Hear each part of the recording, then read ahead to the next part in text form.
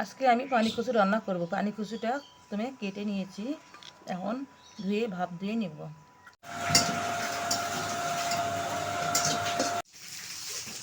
পানি কচুটা আমি ভাপ দিয়ে নিয়েছি। চিংড়ি মাছের শিখলে আমি এখন ভেজে নেব। কড়াইয়ে তেল দিয়েছি, এবার আমি রসুন কুচি পেস্ট দিয়ে লাল করে নেব।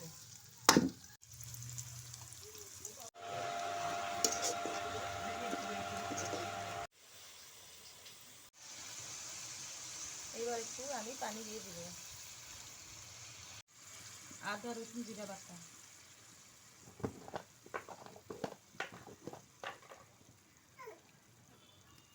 হলুদের গুঁড়ো পরিমাণ মতো,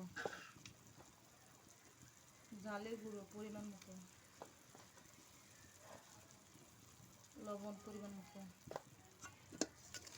দিয়ে এবার আমি চিংড়ি মাছের শুকিগুলো দিয়ে দেবো।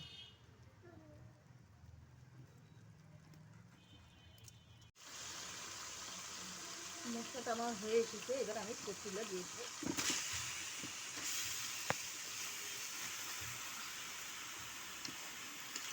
ভালোভাবে নেড়ে নেব। এবার একটু পানি দিয়ে দেব।